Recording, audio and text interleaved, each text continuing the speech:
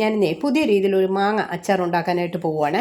ഇത് വലുതായിട്ട് പഴുത്ത മാങ്ങയല്ല, എന്നാൽ തീരെ പച്ച മാങ്ങയല്ല, ചെറിയ പുളിപ്പും ചെറിയ മധുരവും കൂടെ ഉള്ള ഒരു മാങ്ങയാണ്. പച്ച മാങ്ങ വയ്ക്കാമെന്നാണ് വിചാരിച്ചത്, പക്ഷേ അരിഞ്ഞു വന്നപ്പോൾ നല്ല വിളഞ്ഞു പോയി മാങ്ങ. ഇനിയിപ്പോൾ അങ്ങനെയൊക്കെ കിട്ടത്തുള്ളൂ. അതിന് വേണ്ടി മാങ്ങ ഇങ്ങനെ അരിഞ്ഞു വെച്ചിട്ടുണ്ട്. ഇച്ചിരി വെളുത്തുള്ളി അരിഞ്ഞെടുത്തിട്ടുണ്ട്.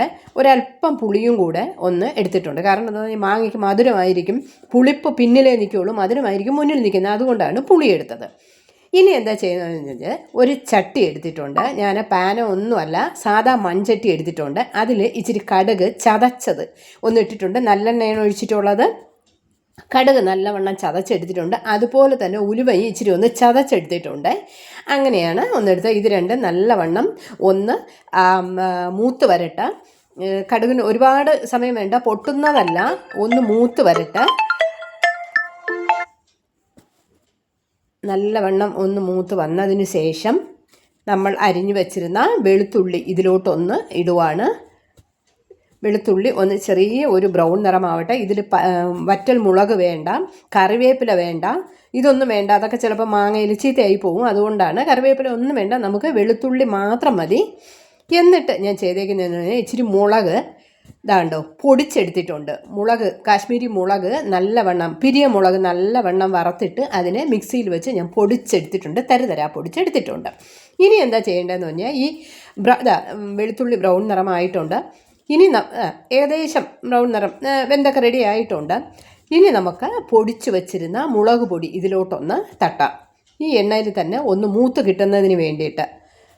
ഈ പച്ചമണം കാണത്തില്ല, എന്നാലും ഒരു നിറം മാറി ഒന്ന് ഫ്രൈ ആയി വരാൻ വേണ്ടിയിട്ട് നമുക്കിതിനെ ഒന്ന് വറുത്തെടുക്കാം. ആ എണ്ണയിൽ തന്നെ നല്ലവണ്ണം വറുത്തെടുത്തിട്ടുണ്ട്.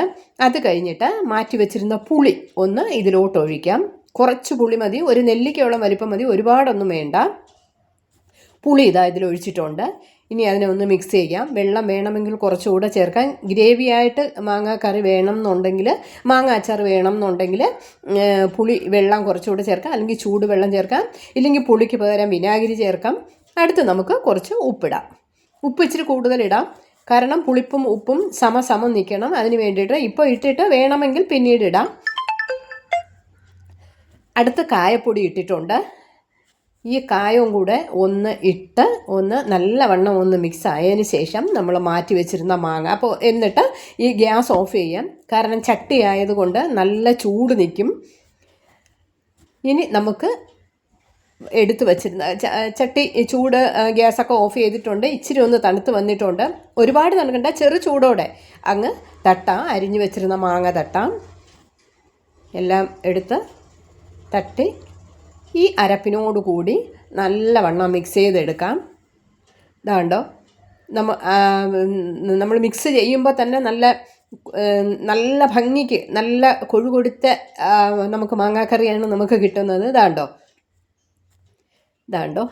അങ്ങനെ ഇടിച്ചിട്ട മാങ്ങ റെഡിയായിട്ടുണ്ട്. ഇതിനാണ് ഇടിച്ചിട്ട മാങ്ങ എന്ന് പറയുന്നത്. ഇത് എത്ര ദിവസം വേണമെങ്കിലും ഇരിക്കും, പക്ഷേ ഫ്രിഡ്ജിൽ വെച്ചേക്കണം എന്നുള്ളതേ ഉള്ളൂ. പുറത്ത് വെച്ച് കഴിഞ്ഞാൽ ചിലപ്പോൾ ഒരു വെള്ളം ഊറി വരും.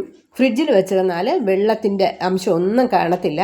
നല്ല അടിപൊളിയായിട്ട് കണ്ടോ, ഈ മാങ്ങ മാത്രം മതി നമുക്ക് ചോറുണ്ണാൻ. ചോറിന് മാത്രമല്ല, നമുക്ക് പലഹാരത്തിൻ്റെ കൂടെ, ചപ്പാത്തി, പൂരി, ഇതിൻ്റെ കൂടെയൊക്കെ വേണമെങ്കിൽ സൈഡ് ഡിഷായിട്ട് നമുക്ക് ഉപയോഗിക്കാൻ പറ്റും.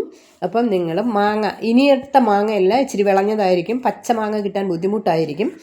അപ്പോൾ മാങ്ങ കിട്ടുവാണെങ്കിൽ ഇങ്ങനെ ഒന്ന് വച്ച് കഴിഞ്ഞാൽ, ഇനിയിപ്പോൾ മാങ്ങാ കാലമൊക്കെ കഴിഞ്ഞു, നമുക്ക് മാസങ്ങളോളം നമുക്കിത് ഉപയോഗിക്കാം. Okay, by.